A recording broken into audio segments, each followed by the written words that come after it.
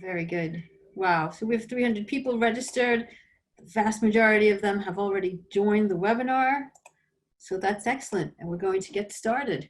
Well, welcome to today's webinar, the Pensions Dashboard, Update and Next Steps for Schemes.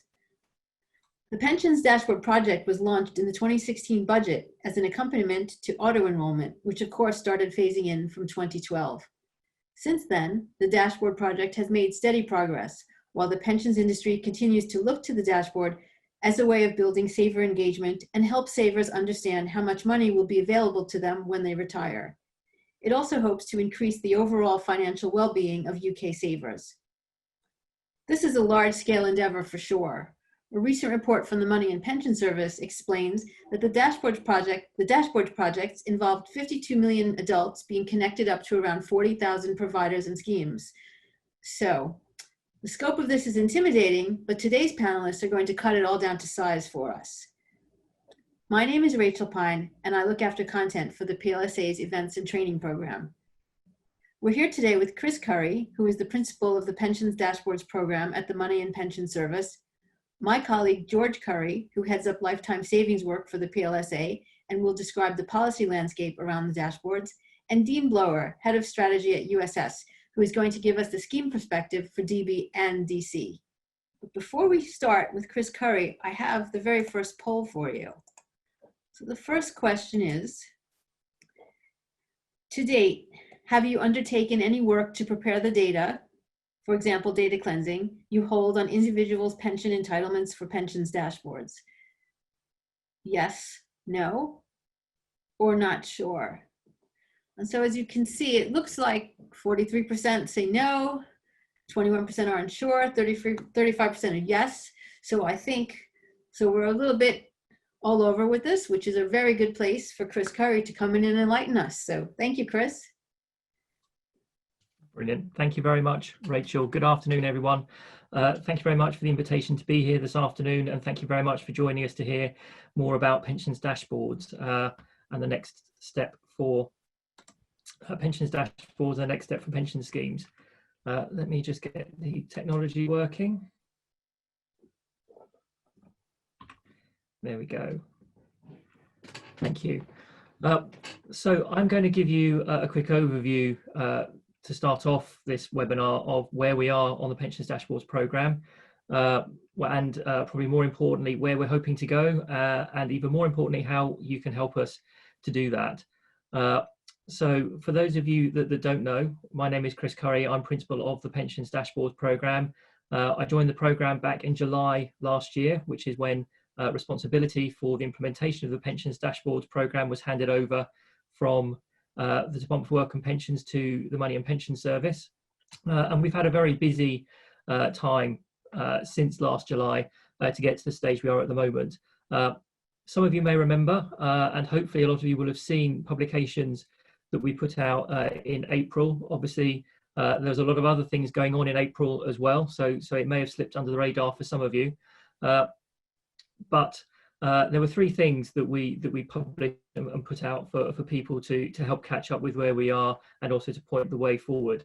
So we did a progress update report, which sets out how we plan to deliver the objectives that we've been set, and also links in the work, as we are now part of the Money and Pension Service, to the 10-year UK strategy financial wellbeing. And I think that's really important to bear in mind as we go through this presentation, and in fact as we go through the whole of the Pensions Dashboards programme, because from our perspective, it really is the consumer that's at the heart of everything that we are trying to deliver here. So pensions dashboards are for consumers. That's the rationale, and that's the message that we take with us all the way through the programme. Now, the first few months, which we set out in the update report, we're really setting the foundations for the programme, making sure that we have the right governance procedures in place, appointing and starting to work with our industry steering group, of which Nigel People from the PLSA is one of the members, alongside other experts from the pensions industry, from the fintech world, and from consumer representatives. And they're really important for helping us to steer the programme forward and making sure that what we do is going to work not just for the consumer, but work with industry as well. But one of the most important aspects of the Pensions Dashboards programme is data and pensions data, And the other two publications that we put out back in April were working papers, one to set out the scope of the data that we think we will require. So how can we achieve comprehensive coverage across all pension sectors to deliver what each individual will need in order to help get the maximum use from pensions dashboards. And then a separate working paper on data definitions, which is a little bit more in the detail of exactly what type of data and data fields will be required from pension providers when pensions dashboards go live. I think it's worth pointing out at this stage that we are still watching progress of the pensions bill as it goes through the Houses of Parliament at the moment, back into the Lords, I think next week. And one of the purposes of that bill is to enable or to require pension providers to provide data to go through the pensions dashboard. So in order for that to work, the providers really need to know what it is we're asking them to provide, and that's why the data papers came first in the process and are really very important for where we're going. We've just listed here the new website, which was launched last week. A little bit more on that later. But all the information that I'm talking about and all the papers that are there can be found and downloaded and viewed again at the Pensions Dashboards Programme website, which is there on your screen. Okay, so I'm now going to talk you through a little bit about the programme as a whole to help set the scene for where we are going. Some of you will have seen this before, or slides like it before. I think the main purpose of this slide is really just to illustrate just how much is going on and how complex this programme is around pensions dashboards. So the bit that we at the Money and Pension Service on the Pensions Dashboard Programme are responsible for is a bit within the dotted line there. So there are a number of different elements there. So in the big kind of dark teal greeny boxes, Pension Finder Service, Identity Service and Governance Register, they're the real kind of technical architecture pieces that we are responsible for building, which will allow data from pension schemes and data pension providers to be accessed and seen by individuals through pensions dashboards. So at the top, we have the dashboards, a number of of different dashboard providers, including the Money and Pension Service, who are committed to providing a non-commercial dashboard. And at the bottom there, you can see where the data is currently residing and where it will come from. So pension schemes and pension providers. A couple of things to pick out there. The state pension is definitely part of what we're doing at, and we're working closely with DWP and HMRC to incorporate state pensions into the pensions dashboard. But also there a reference to something called an integrated service provider. As Rachel mentioned in her introduction, we think there are somewhere around 43,000 pension schemes out there who provide data that will need to be supplied to dashboards. And it may not be that every single one of them will want to have an individual relationship with the dashboard ecosystem, and so may do that through an integrated service provider. That's something that we'll be coming on to later. But this is not just a technical challenge. So within or around that architecture, there's also an ecosystem of governance, which is incredibly important because it covers things like the security of the data. It covers things like the standards that dashboard providers and data providers will need to use. It talks about potential legislation and regulation, and it probably helps to list out a number of the different organisations we are going to have to partner with and work with as part of. It's not just the industry involved in this with the Pensions Dashboard Programme. There are obviously interactions with the regulator through the Pensions Regulator and FCA, and also government through Department of Work and Pensions and the Treasury. So there are a whole host of organisations involved, and so it's part of our responsibility to ensure that the whole ecosystem, including the governance, including liability, including regulation, all works together and holds together as we go through. And then at the end of the programme, when we have constructed and built the architecture to allow the pensions dashboard system to operate, we're also responsible for then handing over to whatever long-term organisation or operating model is there to enable dashboards to work in the business as usual mode. Although we've only really just started the project, we're already having to think about what the long-term future is and what it will look like. So you can see there's a lot of different strands and moving parts to bring together. Now, the box at the bottom there, where we've got the pension providers and pension schemes, looks fairly straightforward. The next slide I want to talk to you about is actually the detail within that slide, within that box, and the pensions landscape. And this will come to no surprise to most of you on this call. We have a very diverse pensions landscape in the UK. You can cut it in a number of different ways, look at whether it's trust-based or contract-based or based in regulation through statute, whether it's workplace, individual, government or compensation-based, whether it's DB or DC or a combination or a hybrid. You can see that there are a whole host or a whole range of different types of pension provider and organisation that we need to work with as part of the pensions dashboard programme. So we've broken it down into 12 here, which you can see on your screen. And it's important to bear that in mind. And when we are talking about the data that we require, and we're talking about operating and working with the pensions, the UK pension sector, it's actually a real mixture of different types of organisation. So we need to ensure that the architecture and the ecosystem works for all of these different groups, because it's very important to individuals that they can find their data wherever it may be, whichever type of organisation it is. Our ambition is for the dashboards to cover every entitlement that individuals have in order to get as complete a picture as possible of their current pension arrangements. So that covers the organisations we're working with. One of the other papers that we published in April just also sets out what it is that we are trying to achieve with pension dashboards. And I think it's important to realise here that we're on a journey. There's not going to be a single point in time where suddenly pensions dashboards will spring into existence where they weren't there before. It's going to be a process where dashboards will be introduced over time, and the functionality that dashboards have will improve and increase over time as we start to work with the industry and with consumers to understand what they need and what is possible. So a lot of this is taken from the government's 2019 dashboard consultation response, but also married up, as I mentioned, with the UK's 10-year financial strategy. And very much the initial aim of pensions dashboards is to help people find and see where they currently have pension provision. And so that suggests to us that we need to make sure that we get as many pension providers covered as possible, but maybe in order to do that in a timely way, the amount of information that each of those providers may need to provide us with to go onto the dashboard might initially be limited. So we're looking at a find and view type scenario, which is probably based around the type of information that people could already get from their benefit statement or from requesting information from their provider, but ideally all in the same place from all providers in a much, much faster time frame than it might currently take for people to achieve that.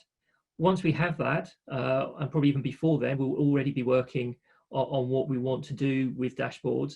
And really, the next stage after individuals find their pensions, the real aim is to help them understand what it is that they have, and also understand what it is that they might be able to do with their pensions and who they can go to get some help and to do that. And finally, once they've understood the final stage of the dashboard evolution, if I can call it that, will be enabling people to act, to work in their best interest and to improve their outcomes. As I said right at the start, everything that we're doing around the dashboard is really for the use of individuals. It's to help them achieve the best outcome that they can for themselves in retirement. Part of that is through increasing their knowledge, then it's through increasing their understanding, then it's through enabling them to take action. And those are the steps we'd like to be going through with the pensions dashboard programme. But some of you will have noticed from our website or from the press release we put out yesterday that actually we're already moving on in two key areas. And these are the two things we've been talking about today. One is a digital architecture, so actually building the components that will enable the pension finder service to operate. And we set out yesterday that we're starting a 6-week period of market engagement. So we're going out and talking to potential suppliers to understand what the marketplace can already provide, what it might be able to provide, how it might be able to do that, and what timeframes there might be in doing that. And it will help us to really understand the capacity and capability that already exists. And the idea is once we've undertaken this informal market engagement, it will help inform what it is that we need to do to procure the pension finder service and the governance register, when that process is likely to start in autumn of this year, depending on what happens with the market engagement. So that opened yesterday. We're asking any potential suppliers to register their interest, and there's a specific request for information questionnaire, which we would like people to fill in. As much information as possible in as succinct a way as possible would be greatly appreciated. And that's really important to help us understand much better what it is that we'll be able to procure and to deliver as we move into next year. But the other important piece of work, I've already mentioned the importance of data here as well, is alongside the pensions bill and the regulations that will come from that, which will require the industry to provide data for dashboards, is our responsibility to help the industry understand exactly what it is that they're going to have to do and require from that. So that was initially going to be through the data scope and definitions working papers, but unfortunately the timing for that just did not work. Publishing it in April when we know that the sector was already under severe pressure dealing with the COVID-19 situation, it just wasn't the right time to be asking for people to engage and to think long-term when there was such a short-term need on the industry. However, from informal discussions that we have been having, we think now is probably a good time to be starting to engage with the industry. And so the formal call for input will open on the 6th of July. And we'll be doing a number of different things through that. As you would expect, there's the usual request for information to come through, and people will be able to see a list of questions and respond to those questions in writing. We're also going to be running a series of webinars over that period of time, a bit like this one, to allow people to feed in an easier, more user-friendly way.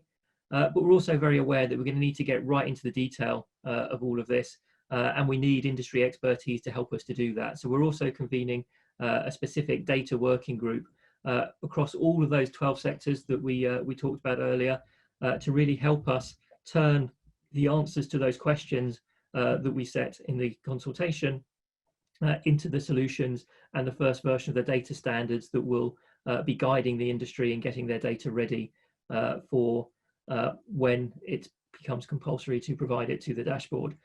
Interesting, and I think not entirely surprising to see the results of the first poll. I think reassuring that over a third of your organisations are already taking action, but perhaps not surprising that maybe a slightly larger proportion of that haven't quite got around to it yet. I think, as you will have seen, the Pensions Minister is very keen for providers to have their data ready, as are we, and the sooner that people can start working with their data and preparing it, the sooner we'll be able to take data through the pensions dashboards, and the sooner it will be that individuals can start helping themselves by looking at the information that they require and improving all of that. I didn't want to say too much more. I've probably been going on too long already, but I'm sure there'll be later, plenty of questions later. What I would just say, finally leave you with this slide, is we would love to have your involvement in a number of different ways. If you haven't already, please do go and have a look at the new website.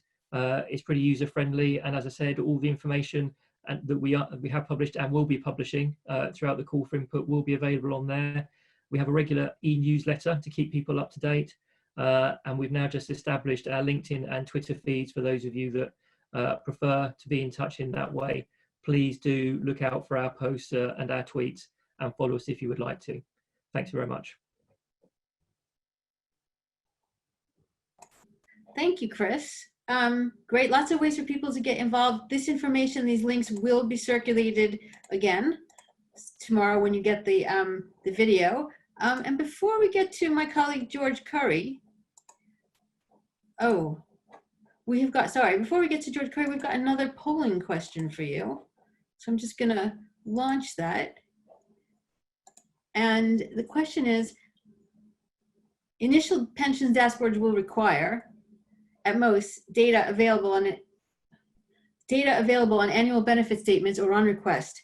How long do you estimate your scheme would need to ensure this data is accurate for all pensions entitlements? So less than 12 months, 12 to 18 months, 18 to 24 months, more than 24 months. So just you can see that actually this is pretty good, really good. Looks like 43% of people say they need less than 12 months to have this ready. So that's excellent. And on that, I'm going to introduce my colleague, George Currie, who's going to tell us a bit about the policy landscape around the dashboards. Welcome, George. Thank you, Rachel, and thank you to everyone who's joined the webinar today. I'm just trying to make the technology work. Here we are. Brilliant, we're live. For those of you who don't know me, I'm George Currie. I'm Policy Lead Lifetime Savings here at the PLSA, and I lead our policy work on the pensions dashboard. I'm also 1.5 days a week very kindly loaned out from the PLSA to the pensions dashboard program, which gives me more insight into what's going on, which is really helpful to policy development at the PLSA. I think the first thing to say here is that the PLSA is a really strong supporter of the pensions dashboard program. We recognise the potentially transformative impact pensions dashboards could have on people's understanding of their pension savings and, as a result, their retirement outcomes. In this sense, the dashboard program really accords with the PLSA's core mission, which is to help everyone achieve a better retirement income. And it's for this reason that we've consistently supported the government's attempts to bring forward dashboards, whether that be on the 2016 Pensions Dashboard Prototype Project or on the current programme, which, as Chris said, our Director of Policy and Research, Nigel People, is on the steering group for. Now, at the very outset of the current initiative, we set out 3 main objectives for pensions dashboards that we believed would underpin their success. Now, the first one here, to help savers locate their various pension savings, is clearly the most important in the short term. Research suggests that around £20 billion of pension pots have been lost, and helping savers locate these funds could have a material impact on the adequacy of people's retirement income. We know that consumer research from previous dashboard initiatives suggests that what people find helpful, what helps them understand their retirement savings, is the presentation of an estimated retirement income for their pension entitlements. And that was the second objective that we set out at the beginning of this initiative. Now, we were pleased to see in the government's consultation response on this issue its ambition for initial dashboards to deliver these 2 crucial things. And clearly, locating lost pension pots and presenting them in the form of a retirement income would go a long way towards achieving the third objective that we set out for dashboards, which is to help savers plan for retirement. Our high-level view clearly emphasises our sense of the nature of dashboards. Fundamentally, we believe that they should work for and in the interests of savers. And there are a number of key considerations that underpin this in our view. The first that I've set out here is around scheme compulsion. Now, the government has set out its intention to compel pension schemes and providers to make the data they hold available to savers via dashboards. The PLSA has supported this from the outset, as without it, we think it's unlikely that savers will see a comprehensive picture of their pension savings, which is crucial to helping them plan for retirement.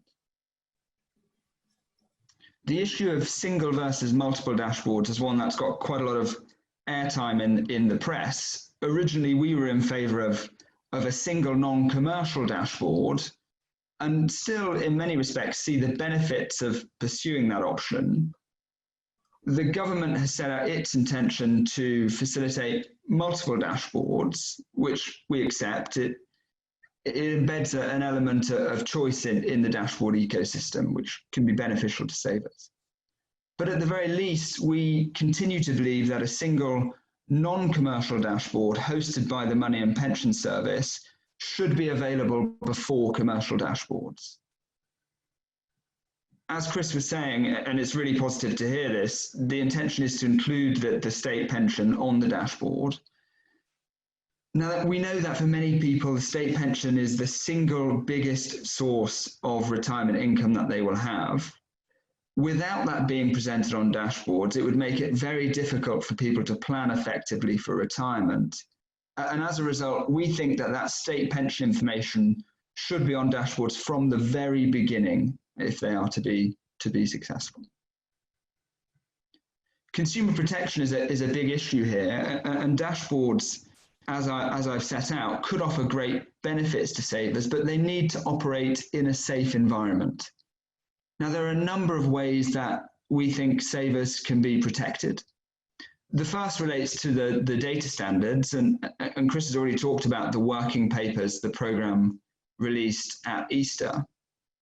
The data standards really will set out what is and what is not available on dashboards, what savers will be able to see there.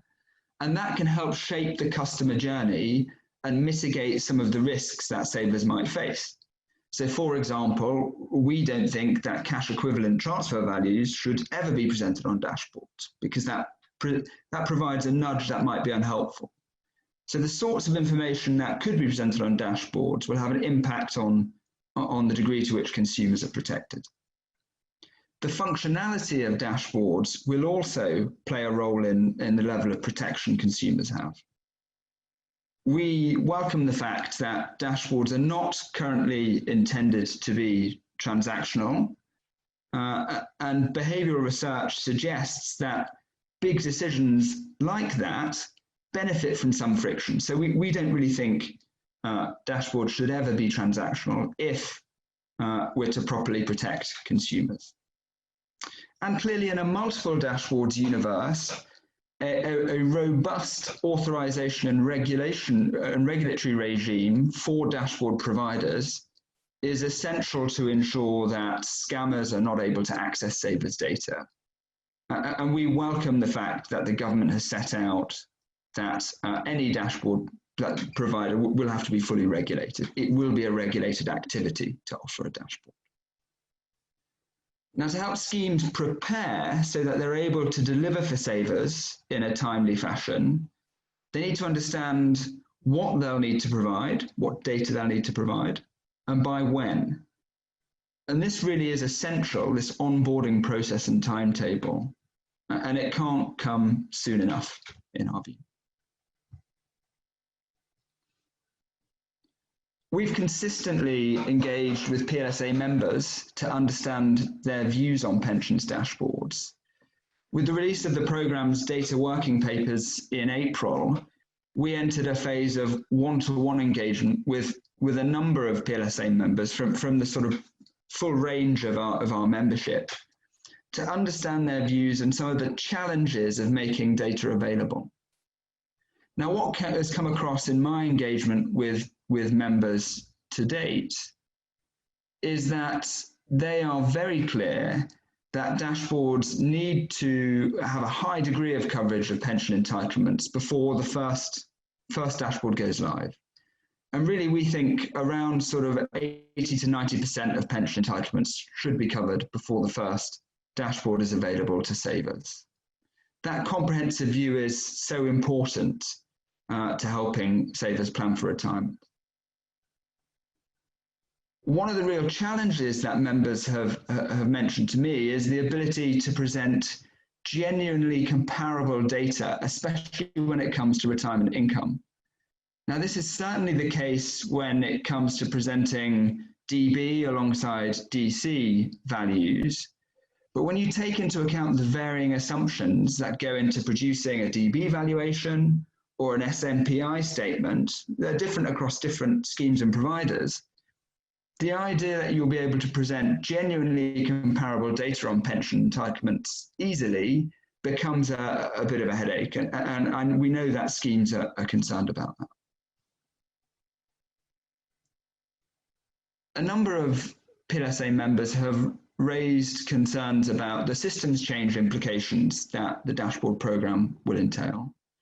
Now, the focus in the public domain has consistently been on the quality of scheme data, and the Minister reinforced this last week with his letter to pension schemes on this issue.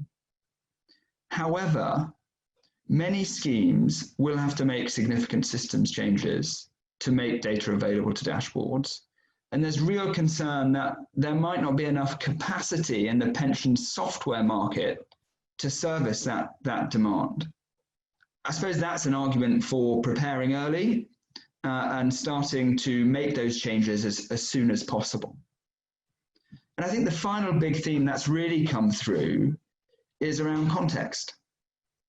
Dashboards can only ever provide a snapshot to savers of their pension entitlements.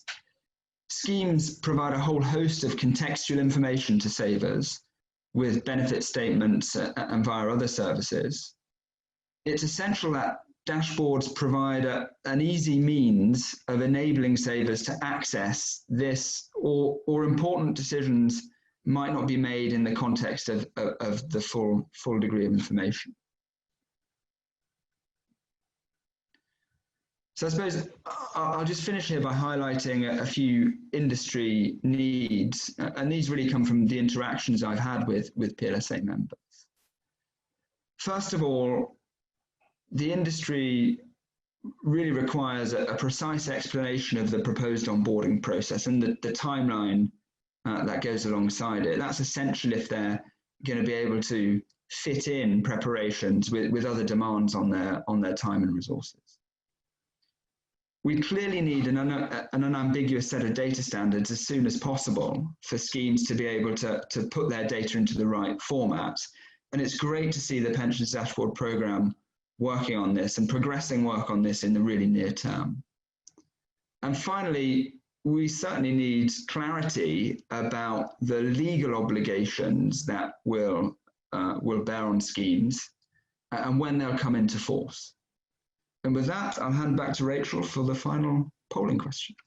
All right, well, thanks very much, George. Good to learn that the saver is indeed the heart of this entire endeavor. I do have, as promised, one more question. So, for which percentage of individuals in your scheme would you currently be able to supply pensions dashboards with an estimated retirement income? Is that 100%, 50 to 99%, 1 to 49%, or 0? And you can see as a result, so 50 to 99% is the winner, and that's the percentage that schemes can currently supply dashboard information. So that looks quite good. And what we've all been waiting for now, where the rubber meets the road, I'm happy to introduce Dean Blower from USS, who's going to give us the scheme perspective on all of this. So welcome, Dean. I'll just go off mute. Thank you, Rachel. And I'm Dean Blower, Head of Strategy and Insight at the University Superannuation Scheme. Thank you to the PLSA for inviting me along today to give a few thoughts on the dashboard progress from the perspective of one pension provider. I'm very aware that obviously each pension provider's got its own issues. Hopefully some of what I say will resonate with other PLSA members. I think the challenges that we're all facing will be fairly common, even if they're relative difficulty, and the solutions that we come up with might be different. Just proposed by way of introduction to say a little bit about USS in the context of the dashboard. We're a large scheme serving the higher education sector with just under 500,000 members, roughly even split of active members contributing to the scheme, and a very rapidly growing number of deferred members that we maintain contact with. We're an interesting case, I think, for dashboards, as we're an open hybrid scheme. All of our members have DB benefits, but just under half of our active members are actually building DC benefits as well, and either through voluntary contributions or where their salary exceeds a level where DB benefits are capped. And I think the introduction of that hybrid structure in our scheme, I think, exposed us to some of the challenges of supporting members with different types of benefits to plan their retirement, which is obviously one of the key objectives of the dashboard, to produce a common sort of view and help people understand the different pension benefits. I think we're relatively typical in how we help members view and understand their pension benefits at the moment. The major engagement tool, obviously, as we mentioned, is the annual member statement, which in our case we only issue to active members. We have a very high degree of coverage, which is good news for providing information to the dashboard. And the statement incorporates the DC statutory monetary purchase illustration as well. So we've already started to bring together those pieces of information for the member. But crucially for DB benefits, currently we only provide the current value of their benefits to members. We don't provide a projection. And what we do for members in those, whilst we will provide that information on request, we tend to direct people to use modelling tools so that they can build a picture of what their benefits might look like and start to own the assumptions that they make about that and build their retirement plan. The other aspect of our support, which I think is relevant here, is providing information through a member portal. This is predominantly the moment of interest to our members with DC benefits, and provides them with really up-to-date information about that part of their pension, options to manage their contributions and investment choices. And they can also view an electronic copy of their AMS, annual member statement, which is something that's really popular with the members. I think is actually something that the dashboard might want to consider as additional information that might be available for members who are wanting to bridge that gap between what's provided in the dashboard and what they get from their provider. And moving on to the next slide. Our view of the dashboard as the project is progressing, I just wanted to briefly mention two key aspects about the implementation that are at the forefront of our minds. They're not the only issues, but they're probably top of our list of things to think about for different reasons. The first is around the data standards that have been mentioned. Well, what are we required to send to the dashboards for the find and view stage to be achieved initially, when and how? In USS, I think we're in a relatively privileged and comfortable position that a high proportion of our members we think will be matched with under the find sort of proposals that MAPs have set out. But we're fortunate that employers give us, for the most part, very good data, and we've had some major remediation activity on that member data over recent years. So our common data scores are very high. That's obviously not always the same across all pension providers in the industry. It depends to a large degree on the relationship with how close the relationship with the employer, the quality of data that comes to that route, and the historical aspects of the scheme. Even in a scheme as well resourced and active and open as USS, we have some information that is not held on systems and is not easy to get at. I think it's really good news that the data standards for the view capability align with the disclosure regulations. They're things that we're already required to provide. I think that I, and I'm sure others on this call, we're really relieved that starts to feel like something that's quite achievable, and we have processes in place to do that. But I think it's really important to be aware that just because the regulations require something to be available on request, it doesn't mean that that data is available, ready to feed the dashboards on demand and at the sort of scale that we might be talking about. Quite often, to give an example, even a scheme such as ourselves, we don't have automated calculations for a lot of the pieces of data that are being required. So we would have to introduce that automation and storage in order to be able to feed potentially tens of thousands of requests per month. And whilst automation might be economic for us, it's not necessarily economic for all schemes. And the dashboard project will probably need to consider how long it might take to get some of this information from schemes, not just initially, but once a request is made. And I think that this is something that's very important for the user experience, as we know from open banking that people have an expectation that when they submit a request, they get something very, very quickly, instantly back. And that might be something that's quite difficult for all of us to achieve across the range of data. It's certainly not the speed we operate to requests. So the final area I just wanted to touch upon is member understanding. And USS, and I think many others here today, are probably spending considerable efforts to help members understand their pension benefits today. The dashboard's got huge potential to drive that engagement, but we need to be aware that in producing a new, relatively abstract estimated retirement income that people aren't used to, we don't harm trust and understanding in their pension, particularly their provider. clearly having estimated retirement income is what people have asked for, and it's the clearest link that they can relate to their current circumstances, and it's a really strong trigger for action. But presenting that will not necessarily prepare them, in isolation, won't necessarily prepare them for the reality of their pension benefits. In the case of USS members, like many others, members will have a combination of different pension types, and they will need to understand those and be able to make decisions about them.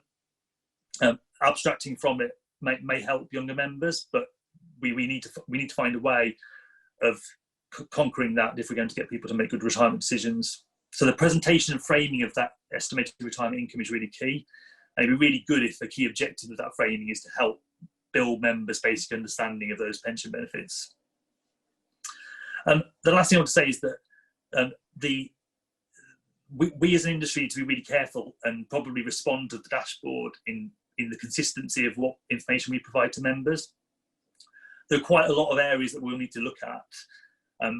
We provide SM the statutory money to purchase illustration data in our annual member statement and roll to the dashboard. But we provide different information if members use our modelers, and that's for different purposes. But there's a real potential that members and users of the service could become confused and could doubt what their providers are doing for them. So overall, I think we in USS are kind of very pleased the dashboard has momentum, and the detail on the data standards and scope are out for consultation. It's very welcome. The approach looks really sensible, and it's really good that it's feeling a lot less theoretical. And as a scheme which has a stated purpose of increasing financial security for our members, we're looking forward to supporting the next steps. Very good. Over to you, Rachel, for questions. Great, thank you, Dean. So yes, we're going to move to questions. Unsurprisingly, two themes emerging: timescales and data standards. So you can keep asking questions. You can keep putting them in the Q&A box. So question for, I guess it's for Chris, maybe for George. You can hop in if you like. When will the data standards be clearly defined? And when will my DB scheme first be requested to send a data feed to the dashboard providers? So two questions around time. Two very good questions, and I guess I can try and roll in, because I know there'll be a question at some point about when will dashboards be available for everyone to use. That's bound to come up.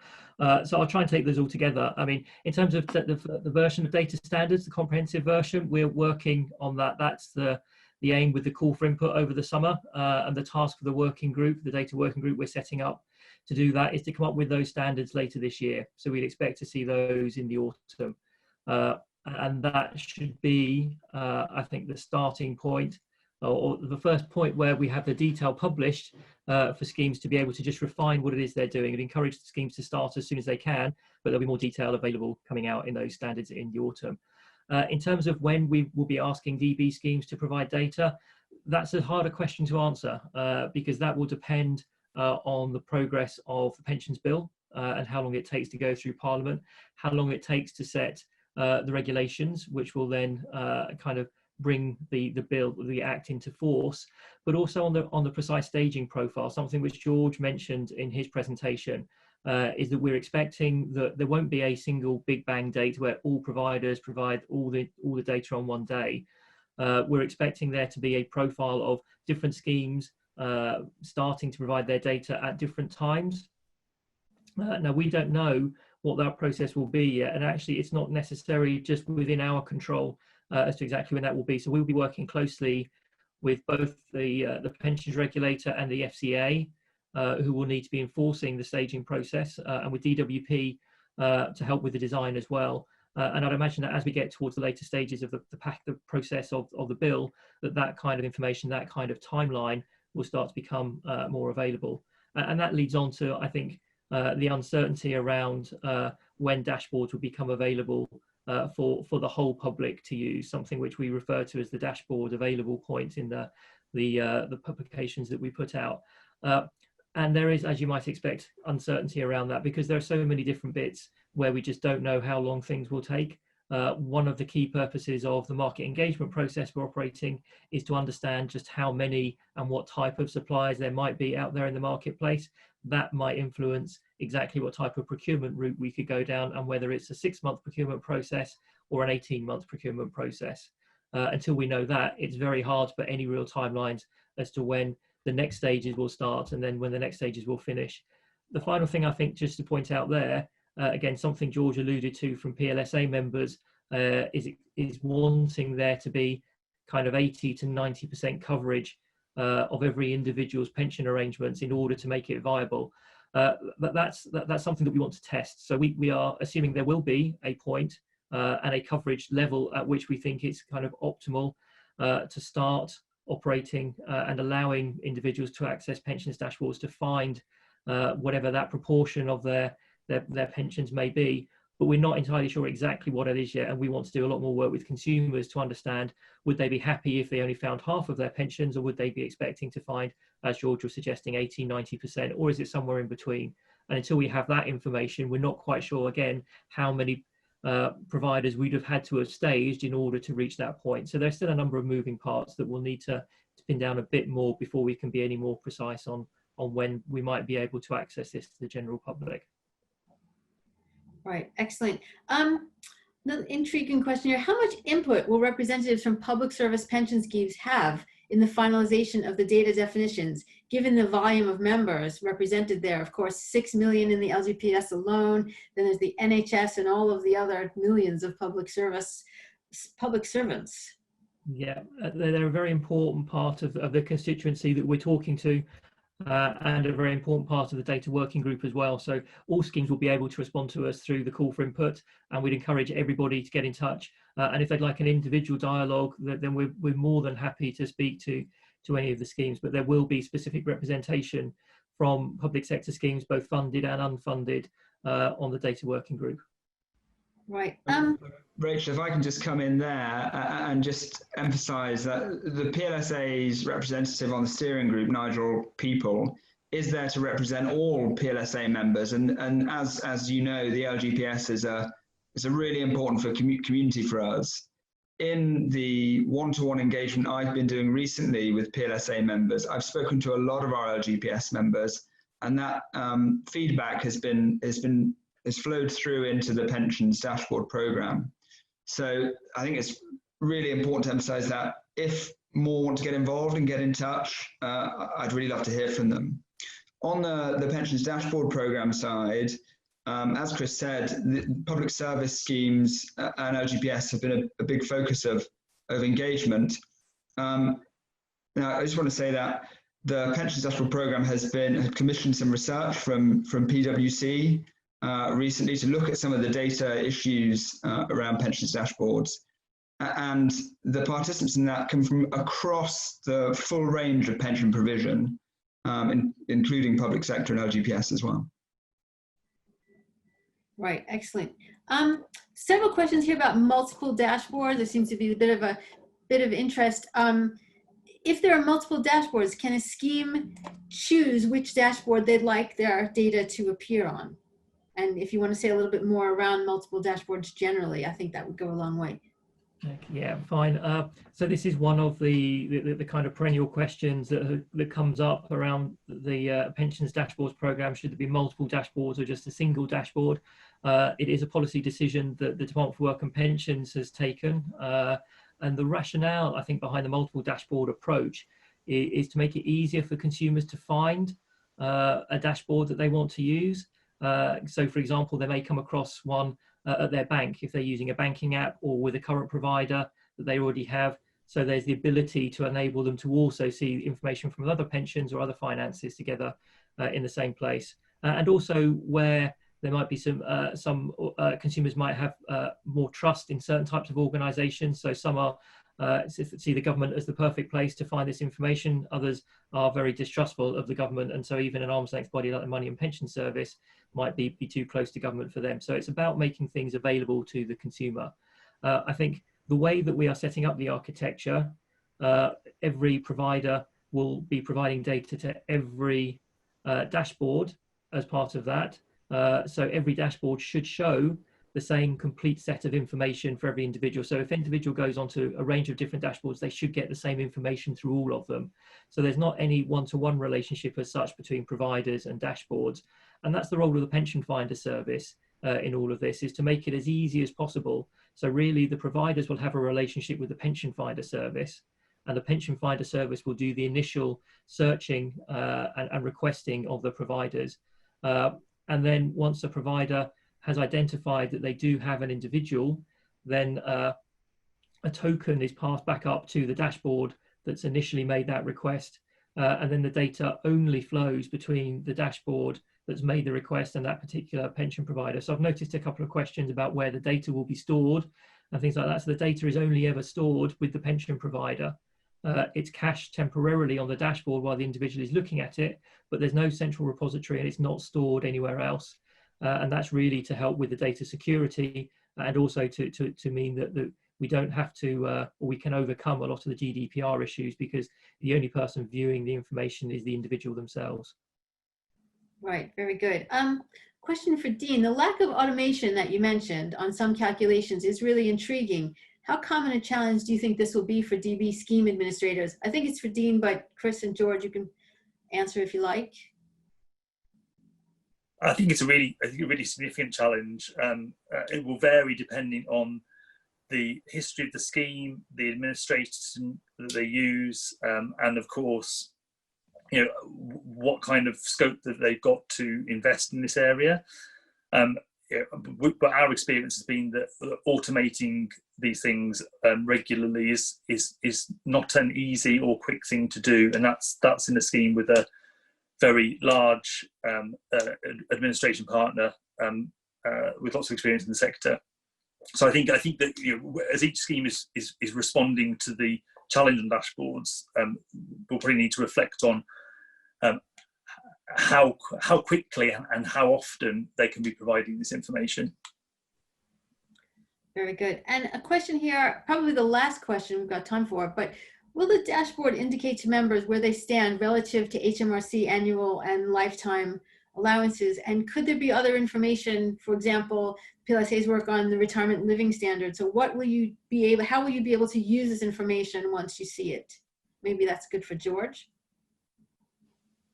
So I can certainly take part on the PLSA's retirement living standards. I think it will come as no surprise to anyone that we would be very eager to see the PLSA's retirement living standards on dashboards over the longer term. It would help put people's retirement incomes in context and I think give them something to work towards. So that could be a very, very useful means of maximising the benefits of the engagement potential of pensions dashboards. I think on whether it will include information on things like lifetime allowance, I think that's unlikely at the moment, but this is certainly still up for debate. And Chris may be able to give a different view. Yeah, thanks, George. No, I mean, I think they're both very good questions, and I think it's still an open question. I mean, I think. But the other thing we need to bear in mind is what the role of dashboards is and how dashboards link in with other parts of the system, either through IFAs or through money and pensions guidance services, all those kind of things. So initially, we want to keep dashboards simple to get them up and running in a timely manner in a way that's going to help the widest number of people to at least know what pensions they have and where they are, and ideally how much up until now they might give them in retirement. I think beyond that, this is where we start to think about, so what else would be useful and what else would be helpful. But it's also worth making a distinction between what would actually be part of the dashboards themselves, or where dashboards might link into other things as well. One of the things we're really interested in expanding or looking at for pensions dashboards is delegated access.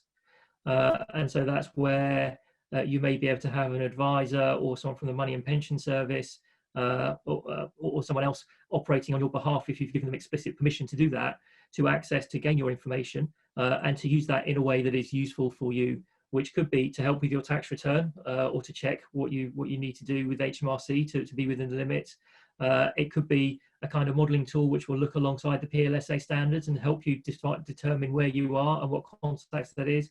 And so I think, as well as just thinking about what's on the dashboard, we need to think about how dashboard links in with all these other areas as well. Fantastic. So that's all we have time for today, but I think that was an excellent webinar. We learned the technical nuts and bolts of the dashboard, and really importantly, how everyone can get involved from different areas of the pensions world. We've heard from George about the policy landscape and from Dean about how this actually works in practice. So thank you all so much. The speakers have kindly agreed to answer some of these additional questions that we didn't get to. So we're going to add those answers to the webinar pages in the next few days. Probably give us around a week and we'll have them up there for you. Many thanks again to Chris, George, and Dean for joining us today. And a big thank you to all of you who joined us, voted in polls, and asked questions. It really does help make the webinar so much more lively and interactive. We hope to see you all again soon. Well, bye for now.